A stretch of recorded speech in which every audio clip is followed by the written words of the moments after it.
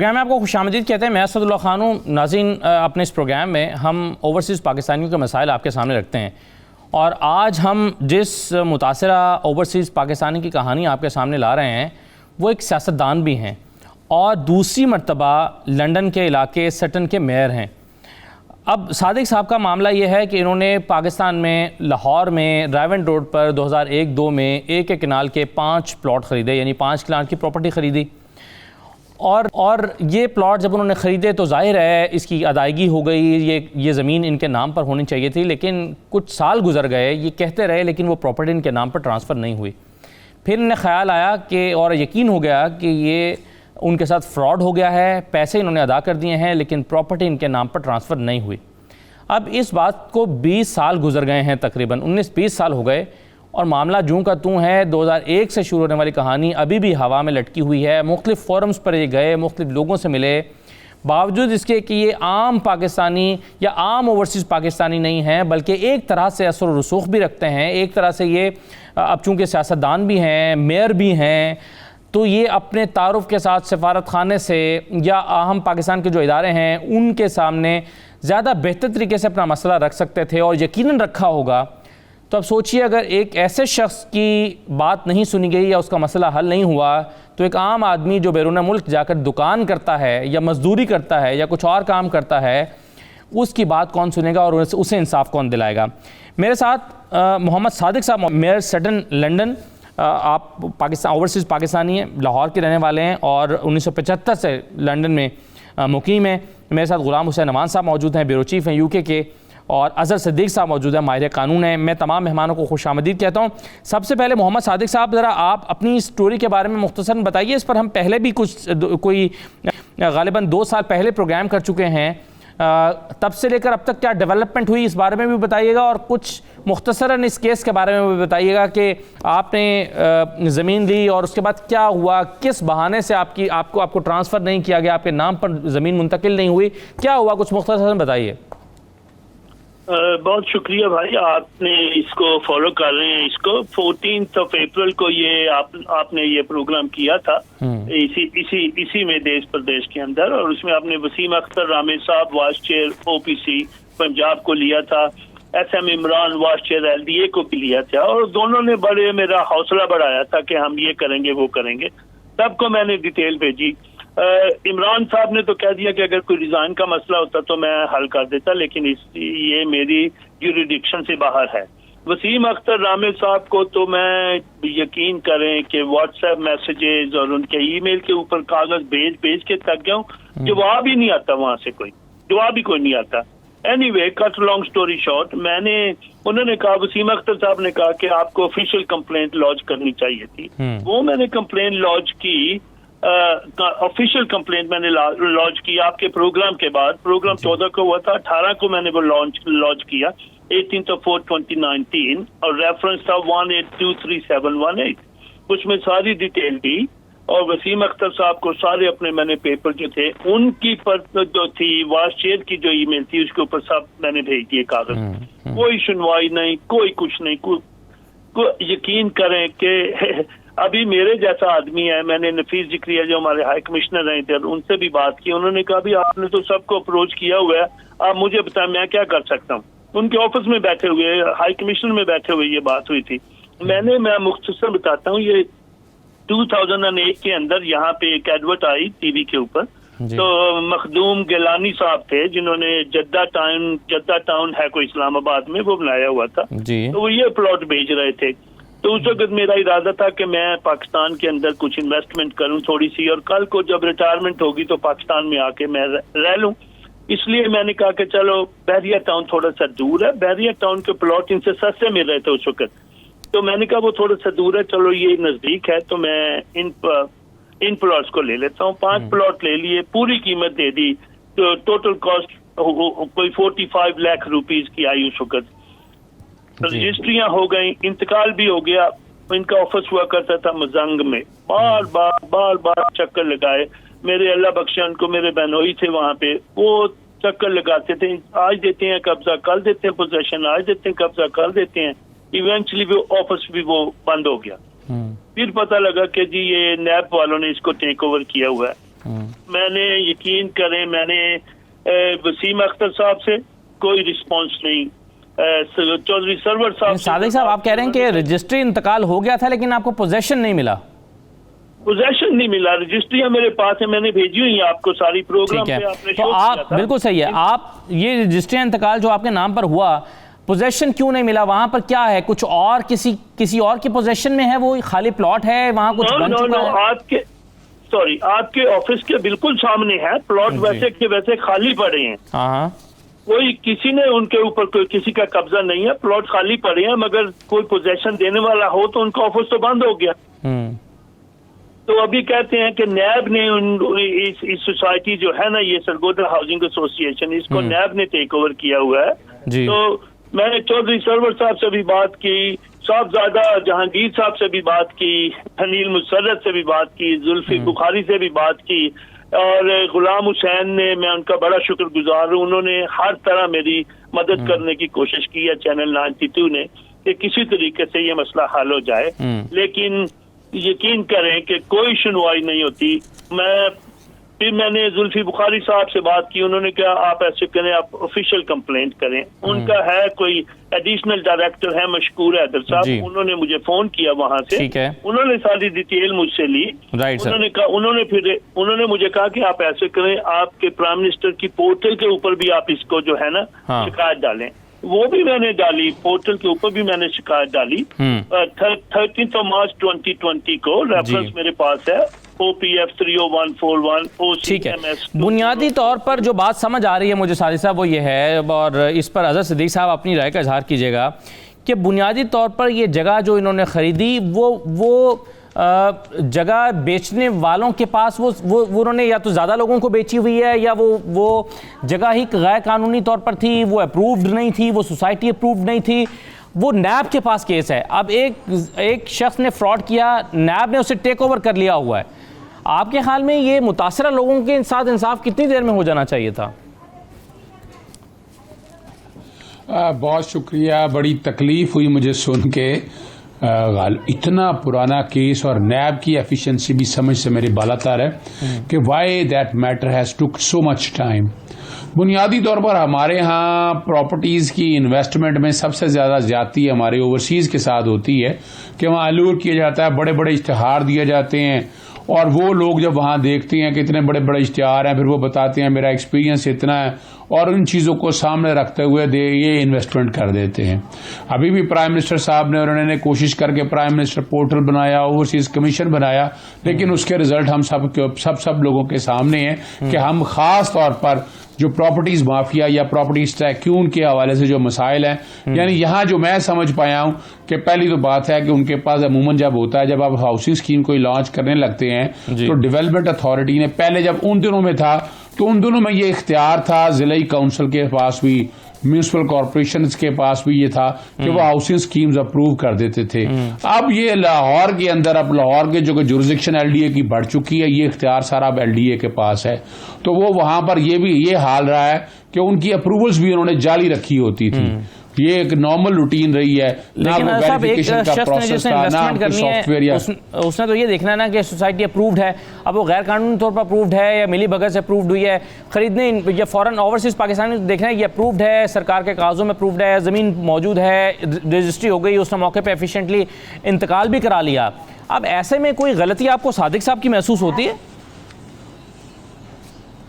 नहीं, इनकी तो गलती बिल्कुल कोई नहीं है। देखे ना, इंतकाल भी चढ़ गया है और सारी चीजें जो कि हो चुकी है ना, लेकिन मसला क्या है कि ये जो इश्तिहार और ये सारा कुछ तो आ रहा था, हमारे इदारे सारे कहाँ सोए हुए थे।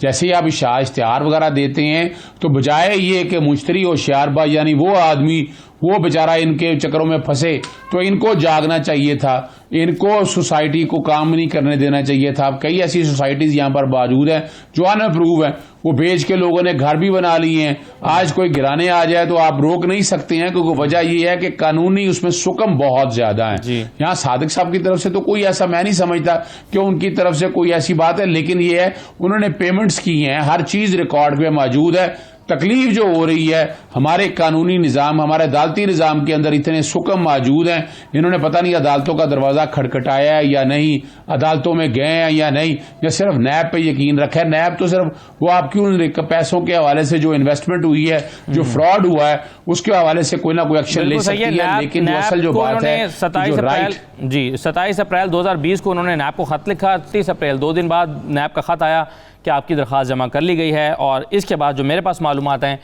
कोई कॉरेस्पॉन्डेंस नैब के साथ नहीं है, नैब की तरफ से कोई रिलीफ नहीं मिला। अगर मिला है तो इस बारे में भी जान लेते हैं, गुलाम हुसैन साहब से भी बात करते हैं। छोटा सा ब्रेक लेते हैं, ब्रेक के बाद वापस आते हैं।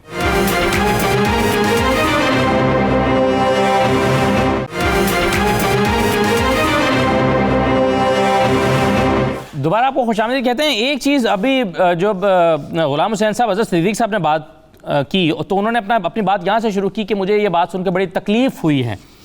अच्छा, अब मुझे भी बड़ी तकलीफ़ हुई है, और इस बात की ज़्यादा तकलीफ़ हुई है कि ये मुख्तलिफ़ इदारों के पास गए, ओवरसीज़ जो मिनिस्टर हैं या मिनिस्टर के तौर पर काम कर रहे हैं, या चलें मिनिस्टर के इख्तियारात नहीं भी हैं उनके पास, तो तमाम इख्तियारात जो ओवरसीज़ के हवाले से हैं वो जुल्फ़े बुखारी साहब के पास ही हैं। उन्होंने इनको यकीन दहानियाँ कराई, ओवरसीज़ कमीशन ने इनको यकीन दहानी कराई, नैब को इन्होंने ख़त लिखा।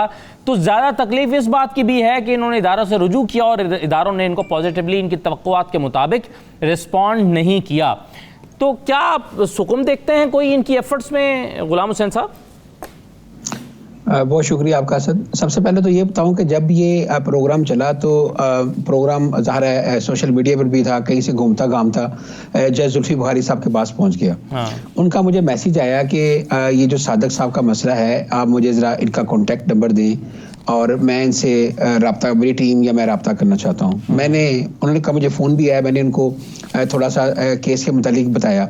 उसके बाद उनकी शायद टीम के किसी मेंबर ने जो है वो रब्ता किया सादिक साहब से, और जब ये बात हुई तो मैं भी बड़ा ऑप्टिमिस्टिक हो गया। मैंने इनको कहा कि अब लगता है कि आपका मसला जो है वो हल हो जाएगा। सादिक साहब भी बड़े मुझे खुश लगे कि ज़ाहिर है एक मिनिस्टर अप्रोच कर रहा है और मामला हल हो जाएगा। लेकिन उसके बाद 1-2 हफ्ते बाद वही जो ब्यूरोक्रेसी की जो रवायती चालें होती हैं, उनकी नज़र इनका केस जो है वो होता नज़र आ रहा है। वो होता क्या है कि जैसे ही वो देखते हैं कि आगे से जो है वो कोई भी हो सकता है, जैसे दूसरा फ्रीक है, उनके साथ गवर्नमेंट के इंटरेस्ट हैं या किसी के पर्सनल इंटरेस्ट हो जाते हैं, तो वो फिर उस मामले को जो है ना फाइलों के अंदर दबा दिया जाता है। अब पता नहीं ये सोसाइटी जैसे भी बनी, लेकिन ऑब्वियसली जो गवर्नमेंट के रूल्स एंड रेगुलेशंस हैं उनको फॉलो करके ही वो बनी है। अब जब सादिक साहब बता रहे हैं कि प्लॉट फिजिकली वहाँ पर मौजूद हैं, जब आप देखें हाँ बिल्कुल, जब रजिस्ट्री बनती है, जब इंतकाल होता है तो उसके ऊपर एक बाकायदा नक्शा बना होता है कि आपके लेफ्ट, राइट, फ्रंट पे, बैक पे क्या लोकेशन है, कौन सी जगह है, पार्क है, दूसरे प्लाट है, जो भी होता है, सड़क है, जब वो सारा शायद उसको तरतीमा कहते हैं समथिंग, जब वो है तो उसके मुताबिक मैं तो सादिक साहब को वैसे कहना भी चाहूंगा कि अगर ये है तो वहां पर जाके अपनी चारदीवारी करने की कोशिश करें। क्या होगा, अब कुछ जो भी होगा उसके बाद उनसे बात करें कि भाई ये मेरी रजिस्ट्री के अंदर ये मेरे प्लाट की निशानदेही है, ये मेरे इंतकाल हुआ है, गवर्नमेंट ने ही किया है, मुझसे फीस ली है, गवर्नमेंट ऑफ पाकिस्तान को उन्होंने फीस पे की है। उसके अलावा इन्होंने यहाँ पर जो इनकी ज़ाहिर है दिन रात की कमाई है, और जिस वक्त इन्होंने लिए थे 9 लाख का पर जो प्लाट, उस वक्त 9 लाख की वैल्यू देखें कितनी थी, ठीक है। तो इतना जुल्म। और दूसरी बात है कि सादिक साहब he is not ordinary citizen ना। जी हाँ, जी हाँ। 2 दफा मेयर रहे हैं, जिस मुल्क के अंदर ये माइग्रेट होकर आए हैं, उन्होंने इनको इतनी इज्जत से नवाजा है, और ये पाकिस्तान के लिए फख्र है कि यहाँ पर एक माइग्रेंट हो के एक शख्स आता है यहाँ पर अपनी सलाहियतों के बलबूते पर, और जिस एरिया में ये रहते हैं वहाँ पर मेरा ख्याल है मोर देन 90% सारे गोरे हैं, और वहाँ पर जो काउंसलर्स हैं, जिस इलाके के ये मेयर हैं, वहाँ पर सारी कॉन्स्टिट्यूंसी में भी सारे गोरे हैं। तो वहाँ पर एक पाकिस्तानी की आप काबिलियत का अंदाजा लगा छोटी बात नहीं है, बिल्कुल छोटी बात नहीं है, और 2 दफा बने हैं। और दूसरी बात है, इस पर गवर्नर सरवर जब यहाँ आए थे, उन्होंने एक तकरीब के दौरान इस बड़े अच्छे रिमार्क्स दिए सादिक साहब के बारे में। फिर उसके अलावा ये जो हाई कमिश्नर साहब, मुझे याद है इनकी जो हलफ बर्दारी की तकरीब थी उसके अंदर आए थे, वहाँ पर उन्होंने बड़ी अच्छी स्पीच की इनके बारे में। तो हमें ऐसे पाकिस्तानियों पर ऑब्वियसली हमें फख्र है। मेरा ख्याल है कि जो सादिक साहब की मैंने बातें सुनी है, इनका इमरान खान साहब से या बुजदार साहब से ही राब्ता होना रह चुका है। बकाया इन्होंने हर जगह ट्राई कर लिया। हर जगह ट्राई एक चीज़ में इनसे जी मैं एक चीज़ में इनसे पूछना चाहूँगा, फिर मैं इस पर आज़ाद सिद्दीकी साहब की राय लेना चाहता हूँ एक मामले में। मुझे पहले तो जो सवाल आज़ाद सिद्दीकी साहब ने किया था सादिक साहब, वो ये पूछ रहे थे कि आपने क्या अदालत का दरवाज़ा नहीं खटखटाया, आप अदालत में नहीं गए अभी तक इस मामले में? ये मैं यकीन करें कि मैं अदालत में तो अभी तक मैं नहीं गया।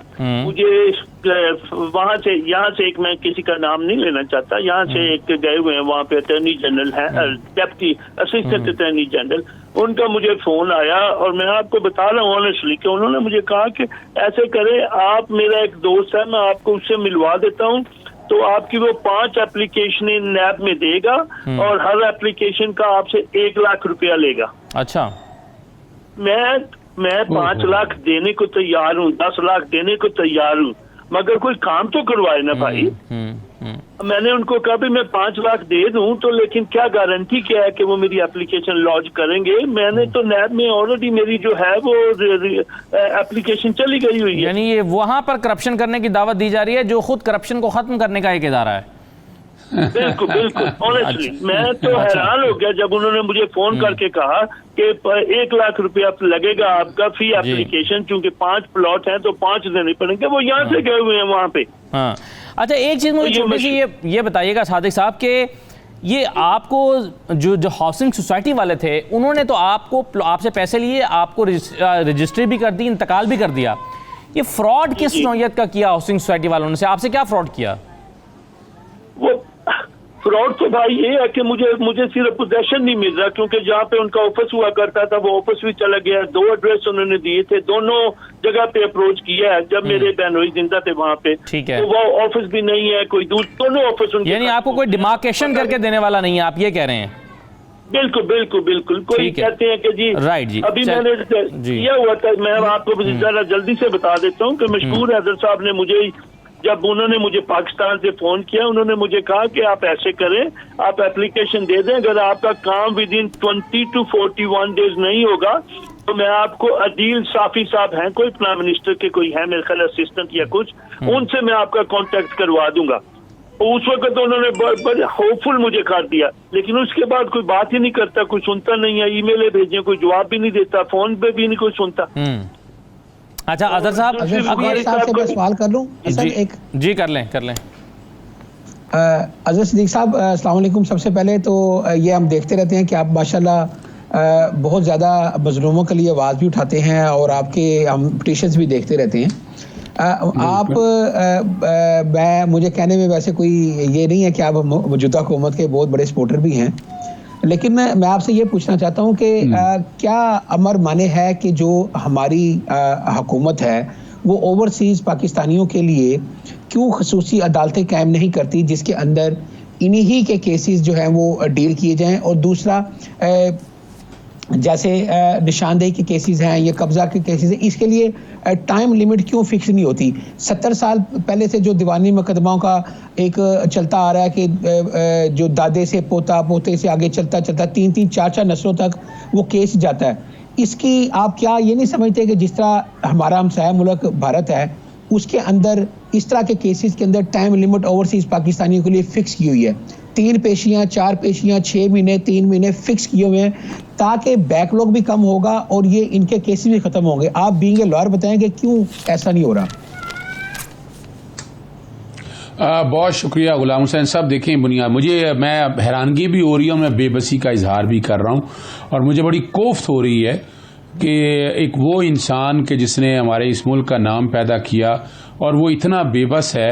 अगर ये लंदन में मामला होता तो ये हालत ना होती, और अगर यहाँ का कोई मेयर होता और वो वहाँ बैठ के हालत देख रही हो तो आप परेशान हो जाऊंगा। मुझे बड़ी कोफ्त हो रही है और दिक्कत हो रही है। पहले मैं आपके सवाल का जवाब दूंगा, फिर मैं इनकी तरफ आऊंगा। देखिए, कसूर यहाँ ये है कि किसी भी हुक्मरान ने, यानी बुनियादी तौर पर पिछले दौर के अंदर ओवरसीज कमीशंस बने और एक्ट बने, आपको पता है अमजद मलिक साहब रॉचडेल में हैं और मैं हैरान हूँ कि उनके नॉलेज में भी नहीं आया, हालांकि was a very vibrant man और उनके सामने होता तो कोई ना कोई पॉजिटिवली कोई ना कोई चीज़ वो ले चलते। लेकिन असल बात है कि वो कानून साजी की लेकिन अदालतें नहीं बना सके। आपने बड़ा रेलेवेंट और परमानेंट सवाल बनाया है, और हम स्पेशल लॉज बना सकते हैं। आर्टिकल 25 इस बात की इजाज़त देता है कि ओवरसीज़ के इन मसाइल को हल करने के हवाले से, कि इनके प्रॉपर्टीज़ वाले इशू, इनकी पोजेशन वाले इशू, और इसमें ये लेकिन सबसे पहला काम जो है यहाँ लेजिस्लेशन होनी चाहिए। मौजूदा हुकूमत को सबसे पहला जो काम, जुल्फी बुखारी साहब पिछले दिनों आए थे, पता नहीं क्या करना चाह रहे हैं ओवरसीज कमीशन में, मैं बहुत कुछ करना चाह रहा हूं, लेकिन अभी तो बात सिर्फ इतनी है कि दूर के दोल सुहाने हैं, कहने को ये बड़ा कुछ कह रहे हैं। पहला काम तो यहाँ ये करना चाहिए कि कानून साजी में बेहतरी लाकर बाकायदा अदालती निज़ाम को बेहतर फालियत देकर बहुत तेजी से मसाइल हल होने चाहिए। दूसरा, क्रिमिनल कंप्लेंट का निज़ाम भी अच्छा नहीं बना सके, उसमें इतने सुकम रखे कि वो बराह रास्त जब मुदाखलत की वो हाई कोर्टों में चैलेंज हुआ, और हाई कोर्टों ने कई मामले वो स्टे कर दिए जो ओवरसीज कमीशन में। उसकी वजह यही थी कि आपने उस कानून में इतने सुकम रखे हैं। वो कानून में बेहतरी की गुंजाइश है, होना चाहिए। मैं कोशिश करूंगा कि सारे मैटर को, अभी मैं फिलहाल मैं अभी एक बार मुझे ये भी बड़ी कोफ्त हुई कि हमारे वकील भी बात गलत करते हैं। नैब में दरखास्त देने के कौन से पैसे लगते हैं, कोई मुश्किल काम नहीं है। मैं तो रोजाना की कितनी कंप्लेंटें फाइल करता हूं वहां पर, और मैं दावत देता हूं साहब को, मैं उनके लिए हम देखिए हमारा काम ही है पब्लिक इंटरेस्ट का, और लोगों के साथ जो ज्यादती हो रही है उनको करने के लिए नैब के कॉन्टेक्स्ट में मैं खुद ये मेरे तक अगर इंफॉर्मेशन शेयर हुई तो आई विल डेफिनेटली आस्क। सबसे पहला काम तो मैं आपके फोरम पे ये ऐलान करता हूं कि इनकी हवाले से ये वाला मैटर मेरी पूरी टीम लेकर चलेगी। दूसरा इशू ये होगा इनकी पोजेशन के हवाले से। पोजेशन के हवाले से अब ये कुछ इंफॉर्मेशन आएगी, रेस्ट श्योर मैं जुबान देता हूं, यहाँ वरना तो यहाँ फ्रॉड बड़ा होता है या सारा कुछ ये हर एक को पता है, लेकिन everybody knows about my team and मेरे नाम के हवाले से पता है कि पहले तो जाकर एक फिजिकल टीम मेरी जो अपनी लॉ जो हमारी पब्लिक इंटरेस्ट के हवाले से जो काम करते हैं वो जाके वहां देखेंगे और कोशिश करेंगे इनकी जगह की वो निशानदेही कराएं कि what was the real issue on ground, क्या रियलिटीज है। वो ग्राउंड इनके सामने है नहीं है, और उसके लिए यहां लाहौर हाईकोर्ट के चीफ जस्टिस कासिम खान साहब ने पिछले दिनों जब ये यहाँ विजिट किया था लंदन के अंदर, इंग्लैंड के जब आए थे तो उन्होंने ओवरसीज के हवाले से कुछ काम किए थे।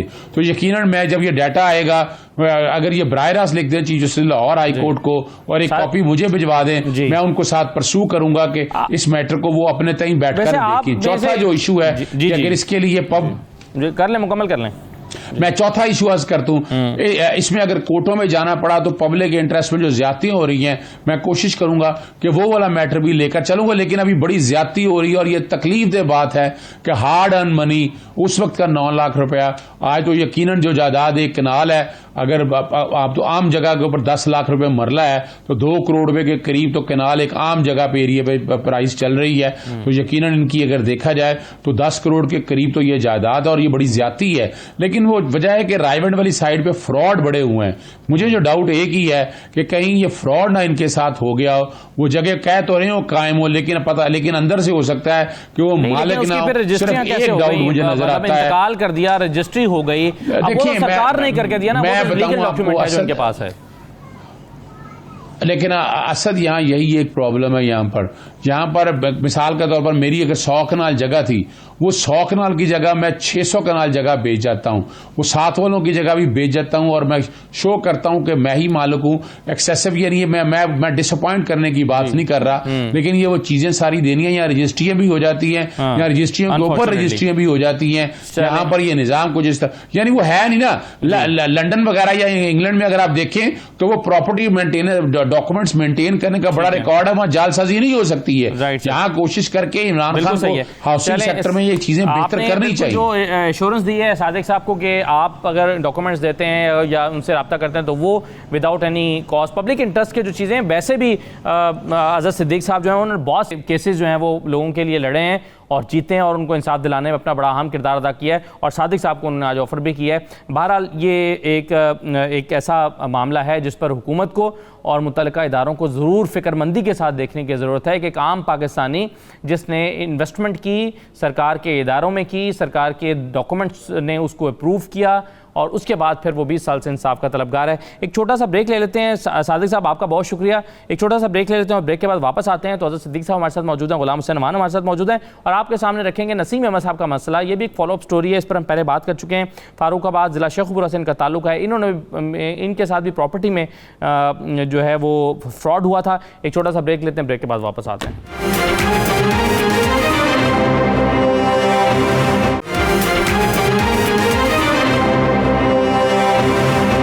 दोबारा आपको खुश आमदीद कहते हैं। हमारे साथ अब नसीम अहमद साहब मौजूद हैं, अज़हर सिद्दीक साहब मौजूद हैं और गुलाम हुसैन अमान साहब मौजूद हैं। ये एक और प्रॉपर्टी का डिस्प्यूट है। ये प्रॉपर्टी जो है 2003 में ख़रीदी गई थी फारूकाबाद ज़िला शेखपुरा में। 5 मरले का प्लॉट था, इस पर 2 मंजिला मकान बनाया गया।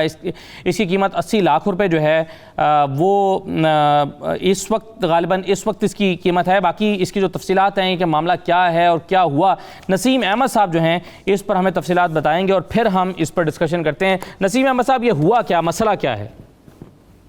हुआ ये सर कि एक पुलिस वाला मियां इफ्तिखार जी सब इंस्पेक्टर, उसने मेरी बीवी से वो तशवीश के दौरान नजायज तल्लुकात इस्तवार किए और फिर एक जाली करारनामा जो था 2009-8 का उसको 2014 में इस्तेमाल करवाया। 2 नए गवाह खुद डाले जी, ठीक है। इसने चूंकि वो अनपढ़ औरत है, वो तो पढ़ भी नहीं सकती ना। जी जी। और उसे अदालत में ले गए। अदालत में वो नए गवाह पकड़ा दिए, चूंकि पहले गवाह के खिलाफ वो FIR 86/9 हुई थी थाना ए डिवीजन, उनको तो बुला नहीं सकता था और वकील से मिल गए ताकि वकील अदालत में ना जाए और बाकायदा रजिस्ट्री करवा ली मेरे मकान की आधी। और दूसरा आधा ढाई बल्ले जो था वो मैंने पावर ऑफ अटॉर्नी भेजी इसके भांजे को कि इनके घर खाली हो जाता है। उस वक्त चूंकि मोहम्मद अरशद चीमा वो नजायज कब्ज था, तो उसने उसको उस्मान ईद ने उसका भांजा है मेरी बीवी का था, चूंकि इसने पुलिस वाले ने तल्लुकात जायज करके उसको खुला दिलवा लिया, मुझे तो उसने उसके नाम उसने कहा कि मैंने 15 लाख की 12 लाख की इसके आगे बेच दी है। 15 लाख में नसीब से लेना था। उसकी उम्र 18 साल थी, गरीब घर से है वो जी। उसका बाप हाकर था, वो कहता है अभी मैंने 3 लाख से लेना है। ये फ्रॉड करके मेरी गैर मौजूदगी में मेरे से कोई राब्ता नहीं हुआ किसी अदालत का, किसी का, इन्होंने मेरा मकान कब्जा कर लिया। मेरी खान साहब से ये गुजारिश है। हाँ, अच्छा, अब ये इस वक्त इस मकान पर कौन काबिज है नसीम साहब? इस मकान पे वो जो मेरी साबका बीवी थी जिसके साथ उस पुलिस वाले ने नजायज तल्लुकात इस्तवार किए, उसने उसे मालका बना दिया। वो अभी भी रह रही है उसमें, क्योंकि मोहम्मद अरशद चीमे को निकाल दिया गया था घर से, ठीक है, वो उसको निकाल दिया गया था, वो नजायज काबिज था, तो उस वक्त वो वही काबिज है। ठीक है। ये प्रॉपर्टी जो 5 मरले की थी, बुनियादी इब्तदाई तौर पर ये प्रॉपर्टी आपने अहलिया नबीला के नाम कर रखी थी? नहीं, मेरे नाम थी। जब पहली मर्तबा कब्जा हुआ और ये प्रॉपर्टी हथियार ली गई या दूसरे किसी शख्स के नाम पर ट्रांसफर हुई, तो उस वक्त ये आपके नाम पर थी? मेरे नाम थी। अच्छा, तो आपने अपनी अहलिया के नाम भी की थी क्या कि इस दौरान में किसी वक्त? हाँ, एक वक्त की थी। उस वक्त इसके भांजे ने इसका भांजा वो हारून बिलाल, हाँ, वो दुकान है फरूखाबाद में बिजली के सामान की, उसने धोखे से अपने नाम करवा ली। अच्छा, उनके खिलाफ पर्चा हुआ और उसने मेरे 2.5 लाख मुझसे रुपया लिया और मुझे वापस कर दी थी वो चीज मेरे नाम। अच्छा, जब ठीक है, यानी आपने अपनी बीवी के नाम कर दी थी 5 मरले की प्रॉपर्टी और कुछ अरसे बाद फिर आपकी अहलिया ने वापस अच्छा, 2.5 मरले आपने अपनी बीवी उस साबिका बीवी नबीला के नाम 2.5 मरले किए थे? उस वक्त मेरी बीवी थी, साबिका नहीं थी। जी जी, उस वक्त आपकी बीवी थी, अब साबिका हैं, बिल्कुल ठीक है। अच्छा, चले, अब ये मामला समझ आ गया। इस पे कोई अज़हर सिद्दीक साहब, आप क्या राय देना चाहेंगे? इसमें बुनियादी तौर पर एक ऐसा मेरी एक फरियाद इमरान खान तक पहुंचाई है। जी जी जी। अभी मैं पढ़ रहा हूं, पाकिस्तान का सरमाया है, ये गलत कहते हैं, हम भिखारी हैं, हमारी जायदादों पे ये कब्जा करते हैं, उनका कोई कुछ नहीं करता। इसमें इन्होंने जो OBC का दफ्तर बनाया है वो किसी काम का नहीं है। वो किसी का काम नहीं करता लाहौर वाला। और दूसरा ये है, हाँ साहब से मेरा ये पैगाम है कि मैं आपसोर से बोल रहा हूँ, जहाँ के केबल कॉलेज के ये पड़े हुए हैं, मेरी फरियाद उन तक ये पहुँचाई जाए कि मैं उसी सीरियन बच्चे की तरह जो कहता था कि मैं अल्लाह पाक से शिकायत करूंगा जिसके वालिदैन को कत्ल कर दिया गया था, मैं भी अल्लाह पाक से जाके शिकायत एस खान साहब की करूंगा।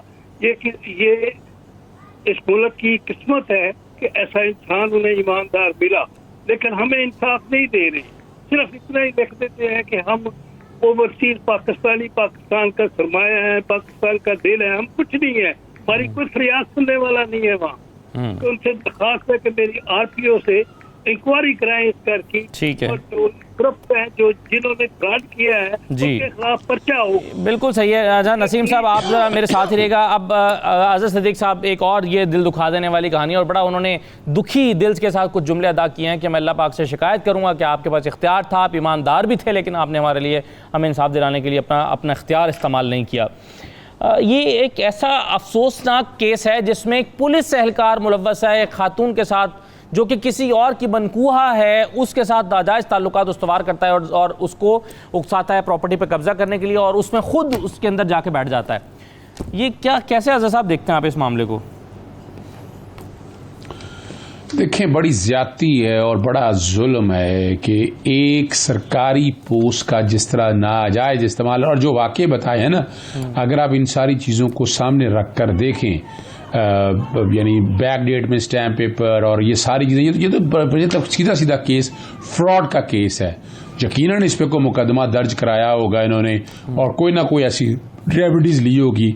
अब पता नहीं, यानी ये चीज़ भी क्लियर नहीं है कि सिविल कोर्टों के हवाले से इन्होंने क्या किया। तीसरा, जैसे प्राइम मिनिस्टर पोर्टल, वैसे तो एक अच्छी काविश थी प्राइम मिनिस्टर पोर्टल की, लेकिन बुनियादी तौर पर जो कुछ भी ये सारा काम हुआ है, प्राइम मिनिस्टर पोर्टल वक्त के साथ साथ इतना स्लो हो गया कि वो शुरू में बड़ी अच्छी परफॉर्मेंस रही है। मैं भी यहाँ से कंप्लेंट लॉन्च करता रहूँ और उसके रिजल्ट मैं देखता रहा हूँ, लेकिन अभी बड़ी दिक्कत है कि प्राइम मिनिस्टर पोर्टल से हर कंप्लेंट क्लोज कर देते हैं, पता नहीं होता, यानी इन्फॉर्मेशन शेयर करते हुए आगे ना दरखास्त शेयर की जाती है, सिर्फ खाली लिख के एक कंप्लेंट नंबर लिख दिया जाता है और वो लोग पागलों की तरह बेचारे कोशिश करते हैं ट्रैक करने की और वहां नहीं हो पाता। फिर ये एंटी करप्शन का केस भी बनता है असूली तौर पर, जो कि सरकारी मुलाजिम है वो थे। अब इन्होंने पता नहीं इस हवाले से वो मैटर टेकअप किया है या नहीं किया है। फिर अगली बात है कि अपने घर वाले ही साथ अगर मिल जाएं, वहां बैठ के फ्रॉड में साथ देना शुरू कर दें, जो अंदर की चीजें हैं वो सारी बयान कर दें, लेकिन फ्रॉड और जो झूठ है, जो जुल्म हुआ है, वो आगे पीछे रह नहीं सकता। ये चंद चीजें हैं, जब ये सामने आएंगी तो ये फिर मैं बेहतर पोजीशन में होऊंगा। अभी तक क्लैरिटी नहीं है इस चीजों में। ठीक है, चलें इस पर क्लैरिटी लेते हैं। नसीम साहब से बात करेंगे और उससे पहले गुलाम रहमान साहब से भी एक छोटा सा ब्रेक ले लेते हैं। ब्रेक के बाद वापस आते हैं।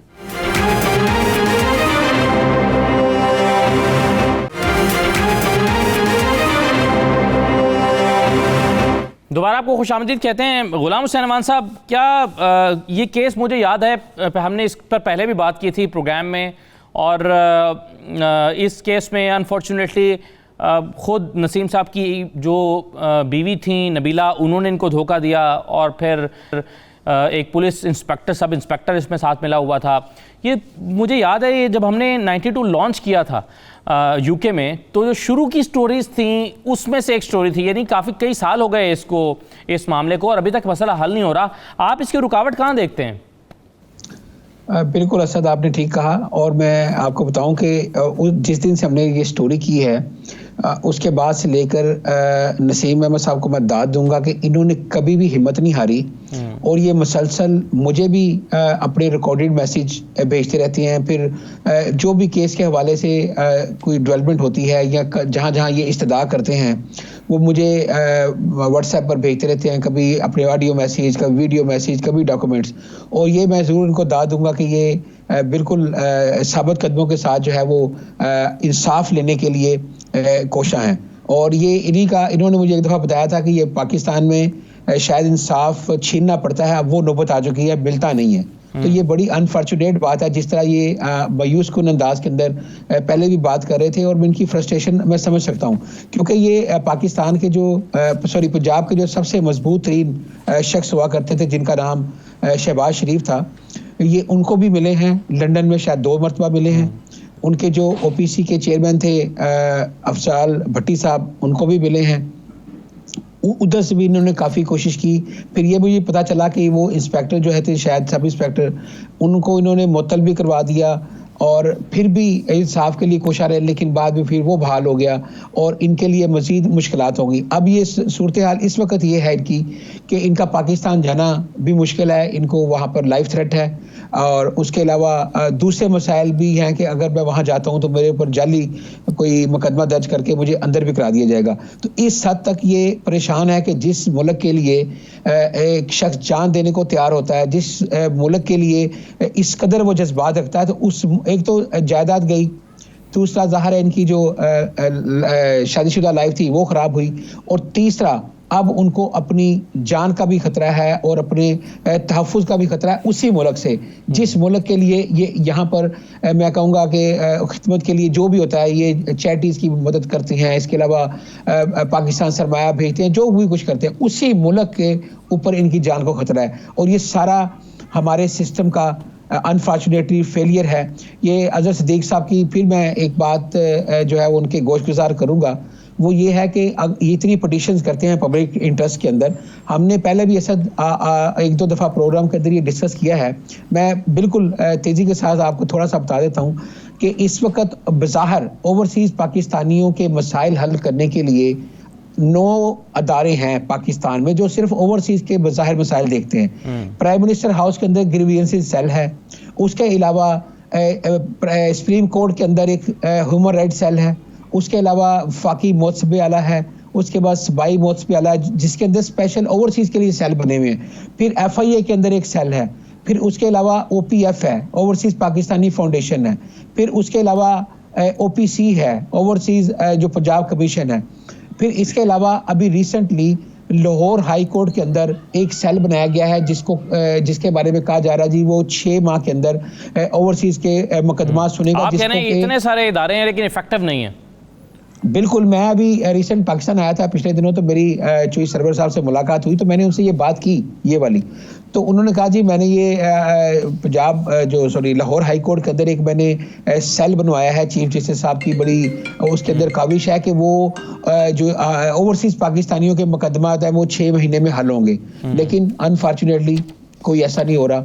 बहुत सारे लोगों से मेरी बात हुई जिनके इस दौरान जो है जिन्होंने अपने केसेस भेजे, जिन्होंने बात की, कोई नहीं हो रहा। अब मैंने आपको इतने अदारे गिनवाए हैं, अगर इतने अदारे भी कोई सी पाकिस्तानी का मसला नहीं हल कर सकते तो फिर इनको बंद कर दें और फिर ये कह दें कि जी हम कुछ नहीं कर सकते। ये सब हमने लोगों को नवाजने के लिए अदारे बनाए हुए हैं या लोगों को इसलिए बनाए हुए हैं कि जो हमें पता चले हम ओवरसीज की हेल्प कर रहे हैं। अगर आप सबको मर्ज करके एक ऐसा अदारा बना दें जो कि मुतल्लिका हाई कमीशन या सफारत खानों के जरिए एक्ट करे, मतलब वहां पर आप दरखास्त दें और सफारत खाने को वो जवाबदेह हो कि आपने उस एप्लीकेशन के ऊपर किस तेजी से काम किया है और एप्लीकेशन कहाँ है। जो जिसकी एप्लीकेशन है वो सिर्फ सफारत खाने या एम्बेसी से पूछे, उसको जरूरत ही नहीं है। हमारे हम जो प्रोग्राम जी बिल्कुल सही है, ये तजावीज़ बिल आप और हम बारहा ये देते रहते हैं, लेकिन अफसोस की बात है कि उस पर अमल दरामद या उस पर गौर गौज़ नहीं होता। एक चीज़ नसीम साहब मुझे बताइएगा, फिर मैं इसका जवाब लूँ अज़हर सिद्दीक साहब से, कि एक तो आपने FIR भी दर्ज कराई अपनी बीवी के भांजे हारून बिलाल के ख़िलाफ़, ये केस कहाँ तक पहुँचा हुआ है? और दूसरा ये है कि आपने क्या अपने मकान को वापस लाने के लिए भी क्या कोई मुकदमा दायर किया हुआ है? सिविल अदालत में आपका केस चल रहा है? जी जी जी जी जी जी इन्होंने क्या किया, जब वो रजिस्ट्री करवा ली धोखे से तो मेरा वकील नहीं गया, उसको 30 डेज में अप्लाई करना था। मिर्जा अब्दुल रज़ाक वकील का नाम है, उसने 39 डेज में अप्लाई किया कि इन्होंने गलत काम किया है। तो वो सिविल कोर्ट जो थी उसने केस नहीं सुना, तो मैंने सेशन कोर्ट में अपील की, तो सेशन कोर्ट ने ऑनरेबल सेशन कोर्ट ने कहा कि केस सुना जाए। तो ये फ्रॉड करके झूठ बोल के जिन्होंने सुप्रीम कोर्ट का एक वकील करके हाई कोर्ट में चले गए कि पहली अदालत का जो फैसला है वो रखे, सेशन का ना रखे।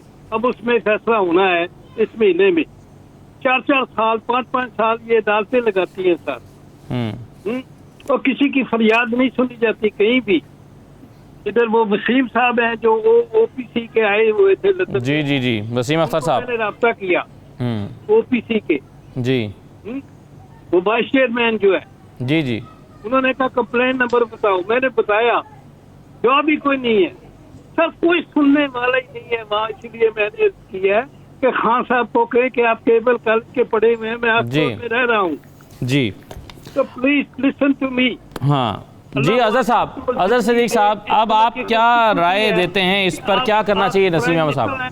जी अजहर सिद्दीक साहब। ये बल्कि बराह रास्त से खुद चीफ जस्टिस साहब को एक खत अगर लिख दें, यहाँ से लाहौर हाई कोर्ट के चीफ जस्टिस साहब को खत लिख दें और ओवरसीज़ के हवाले से बात, जैसे एक सेल बना हुआ है, वो गुलाम हुसैन साहब की बात में बड़ा वजन है जो उन्होंने कहा कि ये सारे मुख्तलिफ जगहों पर काम करें, लेकिन हम वजह ये है कि हम इन सबको कंसोलिडेट नहीं कर पाए, एक जगह इकट्ठा नहीं कर पाए।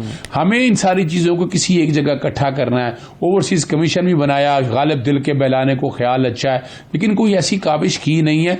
जब तक हम इनको एक जगह बनाकर एक कोडिफाइड लॉ को बेहतर किस्म का, सुप्रीम कोर्ट ने भी अपने तेरी कोशिश की थी, जैसे साकिब निसार साहब ने भी, मुझे याद है उन दिनों वो कई केसेस में जब आज खुद नोटिस के हवाले से आते थे। मैं उम्मीद करता हूं कि इन सारी चीजों को सामने रखते हुए मौजूदा चीफ जस्टिस ऑफ पाकिस्तान इस मामले में आज खुद नोटिस यकीनन लेंगे। बड़े मुफीद मशवरे दिया अजहर सिद्दीक साहब आपने, बिल्कुल सही है। अनफॉर्चुनेटली लेकिन मामलात ऐसे हैं कि हुकूमत की एक हरकत बगैर शायद मसला हल होगा नहीं। बहुत शुक्रिया तमाम मेहमानों का प्रोग्राम में शिरकत करने के लिए। इजाज़त दीजिएगा, अल्लाह हाफिज़।